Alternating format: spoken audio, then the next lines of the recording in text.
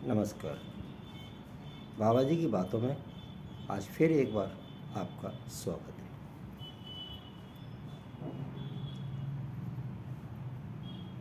कृष्ण स्वयं बोलते हैं कि सुख और दुख यहीं इसी पृथ्वी पर है। स्वर्ग और नरक इसी पृथ्वी पर है। जब यहाँ कृष्ण है तो यकीन मानो कंस भी है। एक बूढ़ी औरत नई दिल्ली स्टेशन के बाहर फुटपाथ पे रात भर जहाँ लोग सुसु कर रहे हैं वहाँ पड़ी है, तो वो नरक नहीं तो और क्या है। उससे बड़ा उदाहरण रखा क्या हो सकता है, आप समझा दो मुझे। तो उसकी मौत भी नहीं आ रही है और वो पड़ी है, चाहे एक बूढ़ा कहीं भूखा प्यासा। कर्म क्या थे, मैं उस चीज़ की बहस आज की वीडियो में नहीं करना चाहता, लेकिन इससे बुरा नरक क्या हो सकता है आप खुद समझा दो मुझे, अगर आप ज्ञानी लोग हो तो। यकीन मानो हमें रोज अनुभव होता है कि इस पृथ्वी पे कृष्ण है तो कंस भी है, यानी देव हैं तो राक्षस भी हैं। हमें तो रोज अनुभव होता है, अखबार पढ़ते ही पता लग जाता है कितने राक्षस हैं।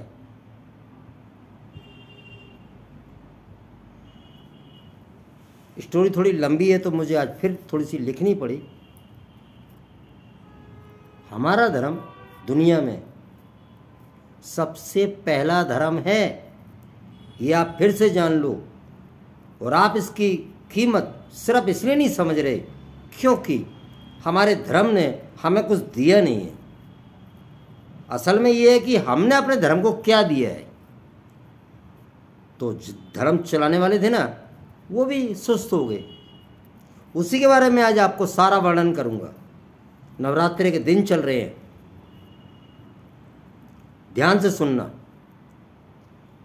चाहता तो मैं आपको वैष्णो देवी का भी जिक्र कर सकता था, अभी भी कर सकता हूं।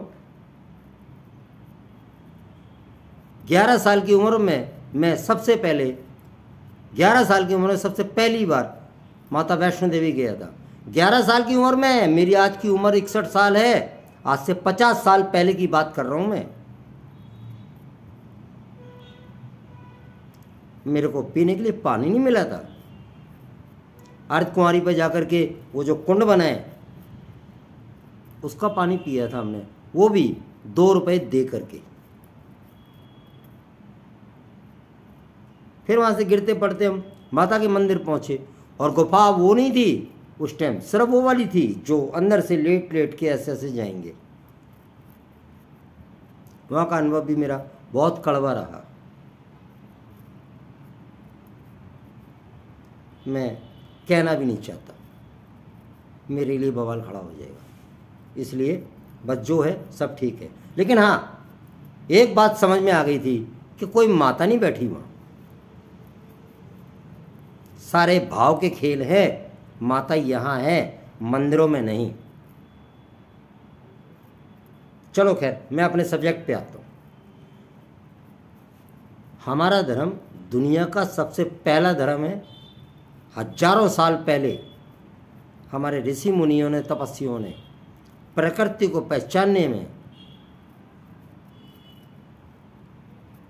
जंगल पकड़ लिए थे, और उन्होंने ही हमें बताया था कि जड़ी बूटियों में क्या है, क्या खाना चाहिए, क्या नहीं खाना चाहिए। हमारे 4 वेद बने पुराणों के अलावा। आपको यकीन नहीं होगा, मेरे को तो ठीक से नाम भी याद नहीं है। एक यजुर्वेद, एक विवेकानंद जी के, महावीर जी के, किसके थे मैं नहीं जानता, लेकिन मैं जानता हूँ, इतना जानता हूँ कि उसमें पोटी तक के स्वाद लिखे हुए हैं कि, और उनकी तासीर लिखी हुई है कि इसको पोटी खाने से होता क्या है, पेशाब पीने से, किस कुत्ते के पेशाब से क्या होगा, शेर के पेशाब से क्या होगा, ये सारा वर्णन उनमें है।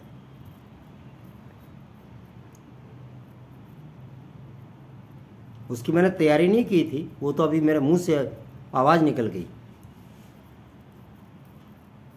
हजारों वर्षों में हमारे ऋषि मुनियों ने सारा ज्ञान लिया। समय बदला,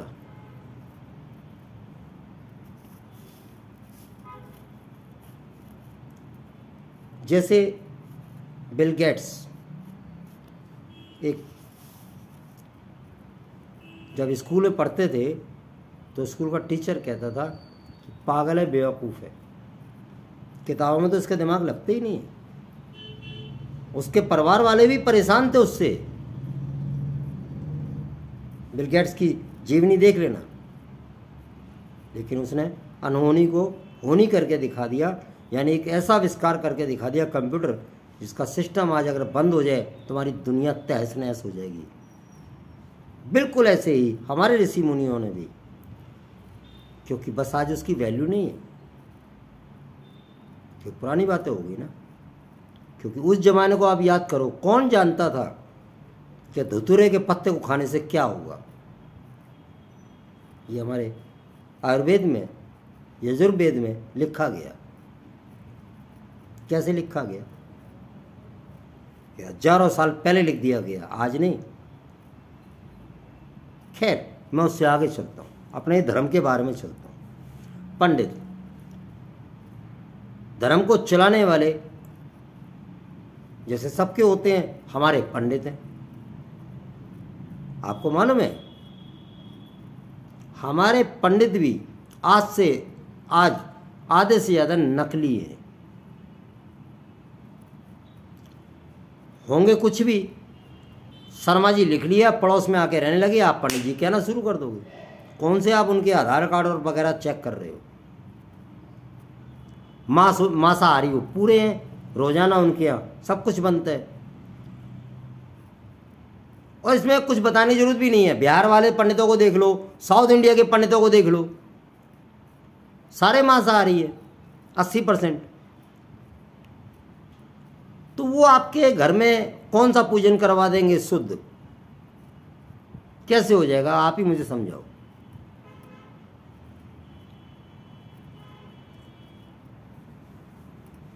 कुछ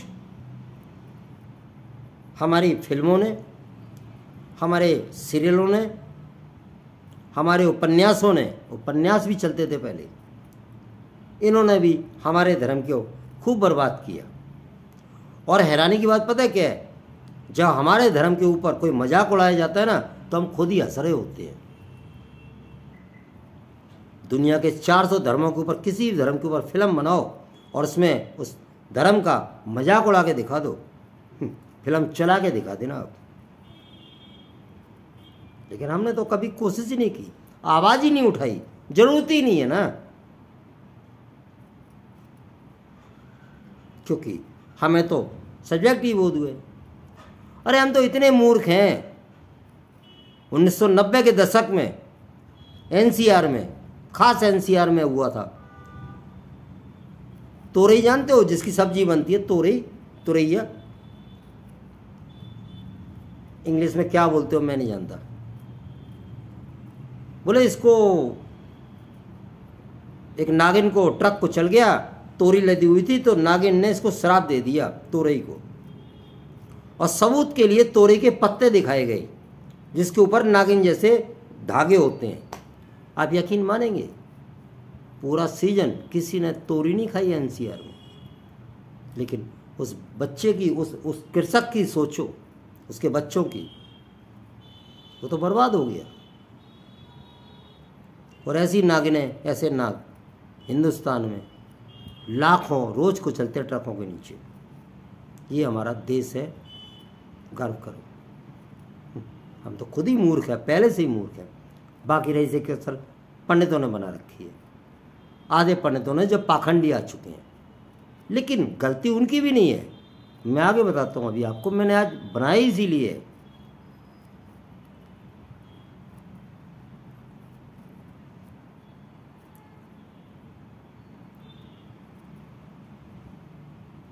ये पेज शायद पूरा हो गया है।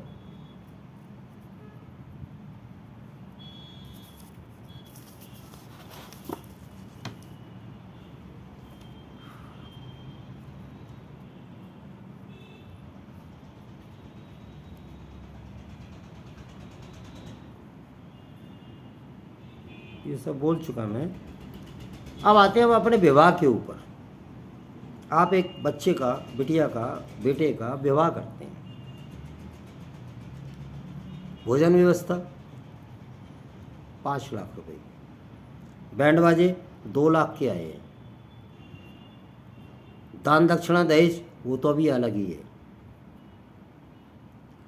सारे आपके दोस्त रिश्तेदार खा पी के पीछे पछवाड़े पे हाथ पहुँच के अपने अपने घर बाय बाय टाटा रवाना। अब आपके बिल्कुल जो नज़दीकी सगे संबंधी वो भी वो वाले, अरे समझ नहीं रहे हो, हम कैसे जा सकते हैं, हमें तो रुकना पड़ेगा ना फेरों तक। वो वाले जा सकते तो वो भी चले जाते, कोई नहीं रुकने वाला था। लेकिन फिर भी एक शख्स वहाँ था, जानते हो कौन? पंडित। सर्दी हो, बारिश हो, गर्मी हो, हाँ, और से कोई पूछेगा भी नहीं, ये भी बात है। सब बढ़िया ऐश कर रहे होंगे, बढ़िया खा रहे होंगे, उसे कोई नहीं पूछेगा। शादी कौन करवाएगा? वही करवाएगा, पंडित। मंत्र जाप वही करेगा। आपकी बिटिया की शादी की जिंदगी की, विवाहित जिंदगी सुखी रहे, उसके लिए आपने उसको बुलाया हुआ है। मेरा यकीन है कि 20 बार तो कम से कम उस शादी को कोस चुका होगा। बैंड बाजे वालों के ऊपर अलग से और पैच चढ़ावा चढ़ रहा है, 100-100 के नोट चढ़ रहे हैं। 2-4 इवेंट भी आए होंगे, उन पे भी दान दक्षिणा खूब बरस रही होगी। वो पूरी रात आपके रिश्तेदार और मित्रों के बगैर अकेला बैठा आपके फेरों का इंतजार कर रहा है। समय आता है सुबह 4-5 बजे, फेरे शुरू होंगे। वहाँ भी एक बेवकूफ़ी है। पंडित कहता है सिर ढक लो। अरे लड़की को सिर ढकने की ज़रूरत है, पुरुष को नहीं, लड़के को नहीं। किसी भी हमारे शास्त्रों में, विधि विधान में कहीं भी सिर ढक के हमारे यहाँ कोई पूजन नहीं होता। ऐसे सिर ढक के जो पूजन होते हैं वो काफिरों के यहाँ होते हैं, हमारे यहाँ नहीं। लेकिन हमारे सिर ढकवा दिए जाते हैं। उसके बाद फेरे चालू होते हैं। 1 घंटे में संपन्न हुआ। लेकिन एक बात समझ में नहीं आई, ये जो आपने फेरे करवाए हैं, ये फेरे तो शिव पार्वती विवाह के हुए, या लक्ष्मी विष्णु जी के विवाह के हुए, या कृष्ण रुक्मणी विवाह के हुए। तो फिर वो बरमाला क्या थी? यानी कि जो फेरे हुए वो तो देव विवाह हुआ। तो फिर जो आपने बरमाला डलवाई थी वो क्या था? वो गंधर्व विवाह था। तो आपने तो अपनी लड़की की शादी एक ही रात में 2 बार कर दी भाई। एक बार गंधर्व विवाह से, दूसरी बार देव विवाह से। लेकिन पंडित नहीं बोल रहा है, क्योंकि पंडित को खुद ही नहीं मालूम, वो क्या बोलेगा। और आहुतियां डालने वाले, कोई चमड़े की बेल्ट पहने बैठा है, कोई जुराबे पहने बैठा, कोई तो जूते ही पहने खड़ा है। वो आहुति डालेंगे उसमें, कैसे हो जाएगा? पहले ही बता चुका हूं हवन क्या होता है। मजाक हम लोगों ने, हमारे सनातियों ने, हमने खुद ने बना रखा है। तो पंडित को भी कोई जरूरत नहीं है, क्योंकि पूरी रात बैठने के बाद उसको क्या मिलने वाले हैं? 1100, 2100, 5100। उससे अच्छी तो वो इवेंट वाली लड़की थी, 50,000 कमा के चली गई। उससे अच्छे तो वो बैंड बाजे वाले थे, 2.5 लाख कमा के चले गए। तो उस पंडित की औकात क्या है? जो आपने क्या समझ रखी उसकी पंडित की औकात? और वो काय के लिए बताया आपको, और काय के लिए आपके मंत्र उच्चारण करे? आपकी बिटिया का जीवन सुखी होए ना होए, उसे क्या लेना देना? सोचा कभी? एक ही रात में 2 बार विवाह करवा रहे हैं आप, एक गंधर्व विवाह और एक देव विवाह, दोनों एक साथ। और पंडित को मालूम है, पाखंडियों को नहीं मालूम, लेकिन जो असल पंडित है उसको तो मालूम है। और क्यों वो अपने बच्चों को पंडिताई सिखाए? आगे तो आपको पंडित ढूंढने नहीं मिलेंगे, ऑनलाइन मिलेंगे, वो भी अमेजॉन और फ्लिपकार्ट से। देख लेना आप, क्या करेगा वो अपने बच्चों को पंडिताई पढ़वा के, संस्कृत पढ़वा के? बेटा इंजीनियरिंग कर लो, टॉप क्लास कहीं जॉब लग जाएगी, उसे क्या ज़रूरत है रात भर आपके यहाँ झक मारने की, जहाँ आपका खुद का कोई रिश्तेदार रुकना नहीं चाहता।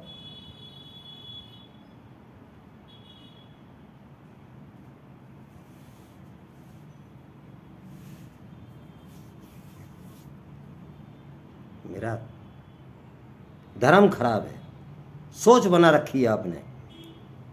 पहले आप अपने आप को, खुद को देखो कि आप धर्म के लिए कितना कर रहे हो। दिया भी जलाते हो तो छोड़ो, बस क्या कहूँगा।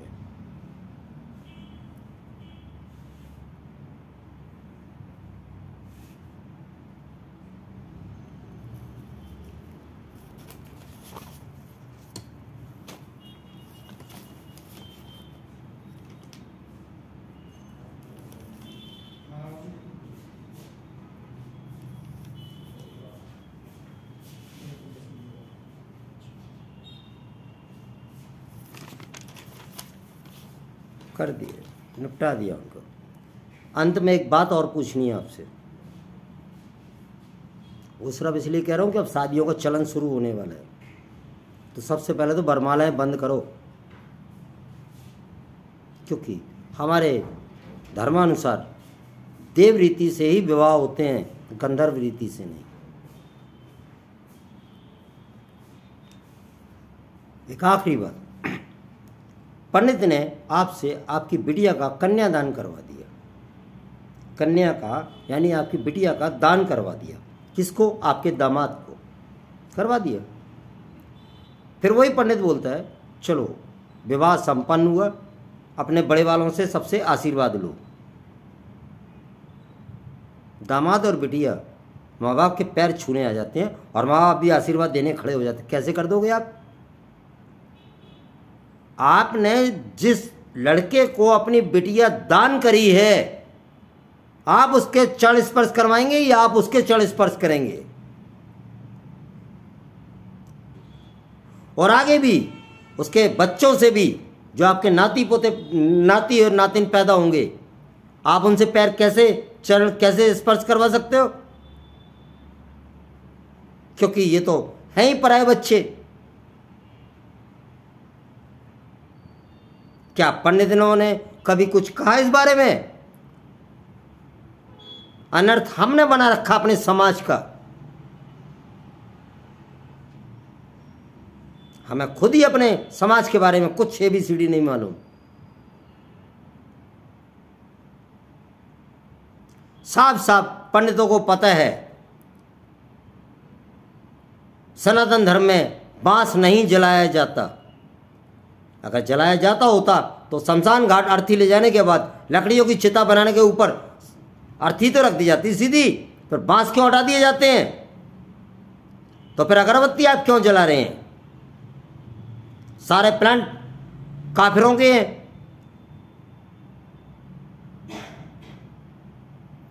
बांस चीरने के।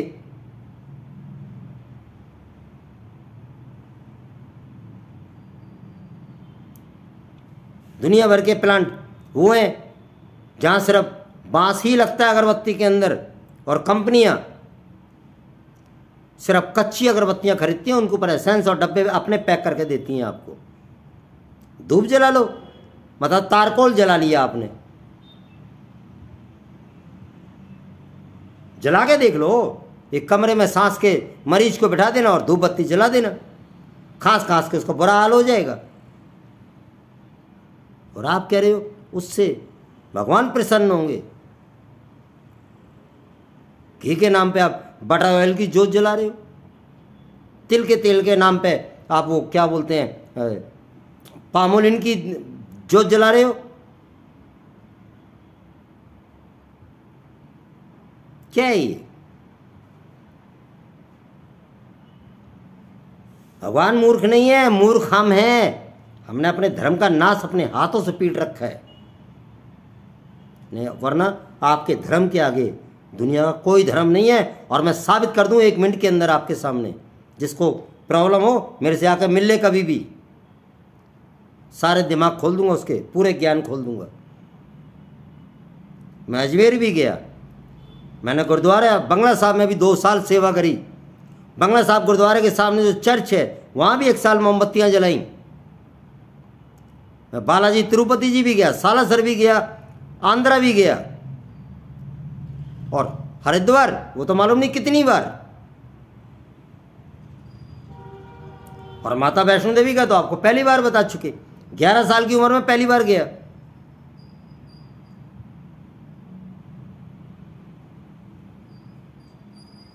कुछ कहूँगा मेरे लिए कलेश खड़ा हो जाएगा, इसलिए माफ़ी चाहता हूँ, कुछ कहना नहीं है।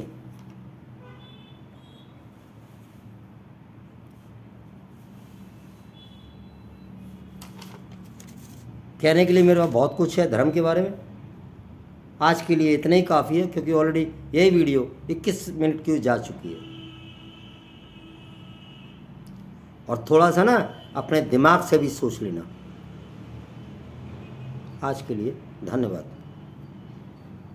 मेरे को सुनने के लिए।